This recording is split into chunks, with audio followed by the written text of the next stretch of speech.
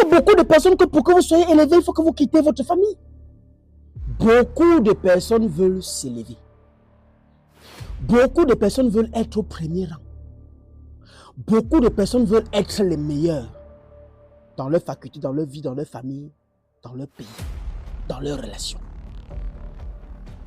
Mais est-ce que vous avez la conscience que pour que vous puissiez vous élever, quelque chose doit tomber? Je vais parler aujourd'hui de quelque chose qui semble être oublié par la plupart des êtres humains. Je préfère dire les êtres humains. Parce que c'est l'être consciencieuse jusqu'ici. Lorsque tu décides à vouloir t'élever, l'idée première que tu dois garder à l'esprit, c'est de commencer à réfléchir sur la chose qui doit tomber. Cette chose qui doit tomber peut être ton confort. Ça peut être ta relation. Ça peut être l'amitié auquel tu tiens. Ça peut être même ta famille.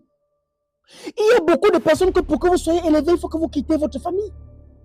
Oui. Beaucoup de personnes pour que vous soyez élevé, il faut que vous quittez votre relation d'aujourd'hui. Beaucoup de personnes pour que vous soyez réellement élevé comme vous le voulez, il faut que vous quittez votre lieu de service, là où vous payez un montant aussi exorbitant là. Beaucoup d'élévations aujourd'hui sont structurées sur le lieu dont vous habitez. Donc lorsque vous n'avez pas quitté ce lieu-là, vous ne serez pas élevé. Pour être réellement élevé, il faut payer un prix de quelque chose qui doit tomber. Mais la chose ne doit pas être n'importe quoi. Quelque chose de cher. C'est qui doit vous faire mal. Parce que c'est une douleur qui cause un bonheur. De la douleur naît le véritable bonheur. Donc, n'oubliez jamais que pour réellement vous élever, apprenez à sacrifier ce que vous aimez. Acceptez de perdre cette fille, ce gars, ce travail, cette relation, cette maison, cette famille parfois, pour ton propre bien, pour ta propre évolution. Mais combien la problématique de fond est là. La question est posée.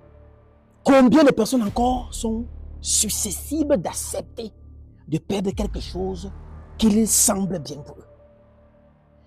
Dans un éveil spirituel, qu'est-ce qui se passe? C'est une période d'élévation. Mais je ne reçois que des mêmes plaintes chaque jour. Tous les sujets d'éveil qu'à peine je commence, ma fille commence à chauffer.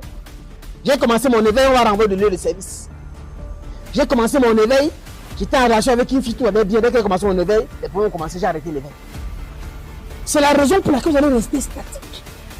Et vous n'allez jamais évoluer parce que vous vous accrochez beaucoup aux choses dont vous devez laisser pour évoluer, pour réellement vous élever. Je ne sais pas si je me fais comprendre, mais j'insiste sur la notion de perte que de dire la notion de gagne. Donc, si vous n'avez pas inculqué en vous la facilité à vous détacher des choses que vous aimez, vous n'allez jamais évoluer. Mais ce que je veux vous dire aujourd'hui, c'est qu'il existe la loi de la gravité. Même quand vous allez vous élever, apprêtez-vous à tomber un moment avant de remonter. Parce que pour rester au sommet, toujours au sommet, il va falloir faire des pratiques interdites. Ce qui n'est pas bien pour votre propre cause, ni celle de votre famille. Donc, on s'élève, on perd quelque chose, parce qu'en s'élevant, quelque chose va tomber. Quand le monde arrive en haut, à un moment, nous-mêmes, on doit descendre avant de remonter. La vie est faite ainsi. Mais la bonne nouvelle que je vais vous dire, c'est quoi? C'est que, oui, il est important de savoir que, avant de t'élever, quelque chose va tomber, mais n'oublie jamais. Ce que tu perds ne sera jamais plus grand que ce que tu gagnes. Luminendia, allume ton cerveau. À très bientôt. Merci.